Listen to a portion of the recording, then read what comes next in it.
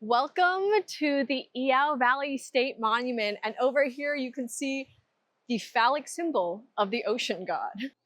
Iao Valley is a 4,000-acre state monument tucked into the West Maui Mountains. It sits inside the remnant of an ancient volcanic crater, where the walls of the valley rise thousands of feet on either side, and it's one of the wettest spots in Hawaii, which is why it looks this impossibly green, lush color when you're walking around. Long before tourists ever set foot here, Iao Valley was considered so sacred that it was kapu, forbidden to everyone except Hawaiian royalty and high priests. This was a burial ground for Hawaiian ali'i, the chiefs, and the royalty, and to this day, historians believe that the bones of ancient Maui chiefs are still hidden somewhere in these cliffs.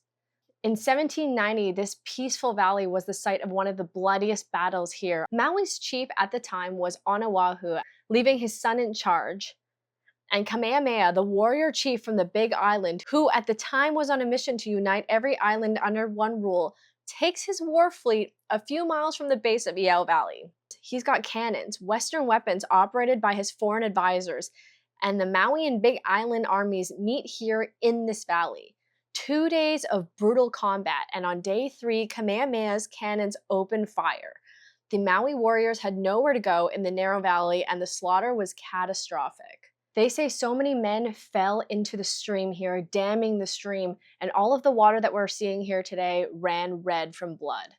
If you do come, you do need to know that you need a reservation to park in the parking lot and that there is a fee per person. So you need to book it online if you want to come. I think this parking lot is pretty tiny. We're guessing is maybe 70 spots, but we did see people parking outside. So I wonder if you can park outside and then just pay the entry fee per person to come in. But easy enough just to get a reservation online. And keep in mind, there's very limited cell service in this area, so don't do it at the gate. Definitely book in advance.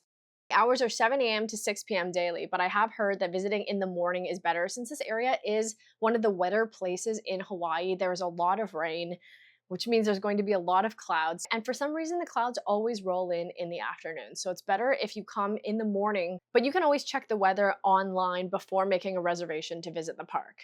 There are stairs going up to the main viewpoint, but the stairs are an easy climb, and most of the state park area is paved, which makes it really easy to get around for everyone. I wouldn't at all call this a hike. You can do the whole thing in 10-15 minutes if you were really rushing around. It's about 200 feet of elevation gain or 0.6 miles round trip, fully accessible and family friendly. We're in the sort of fruit garden area. We don't know what that one is, some sort of candle nut, but there are papayas, bananas, taro. There's other plants here. It's interesting to check out. I wish there were more signs though. There's a bit of a botanical garden feel without any of the information of a botanical garden, in my opinion. And if you want to go towards the stream, it's crystal clear and the sound of it running through the valley adds to the whole atmosphere.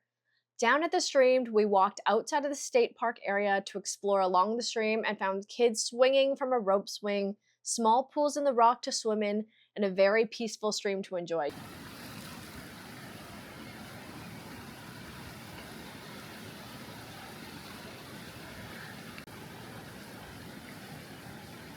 There's a path along the stream and you can kind of just keep on walking with small waterfalls, rock pools. It's really enjoyable and nice. We followed the river all the way. So if you pass the area where it says you're leaving the state park, this area isn't maintained. It's true, it's not maintained, but you can walk all the way down the river. There's a very small little waterfall, some swimming holes. You can just stop anywhere on the river. It's really nice. Just so you know, there's no food, no water, really no services, nothing being sold inside of the state park. So if you are thinking about bringing a snack, or if you're thinking about having a picnic, head to Kepaniwai Heritage Gardens, literally 5 minutes back down the Iao Valley Road. It's a free, beautiful park celebrating all of the immigrant communities that shaped Maui.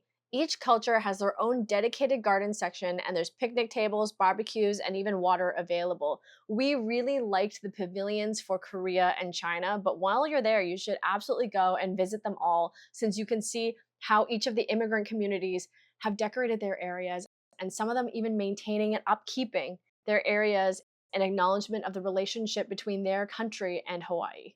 So if you're wondering if ʻīao Valley is worth visiting, absolutely. Yes, I 100% recommend visiting. It's a really easy and beautiful visit, and it's worth going for more than just the view.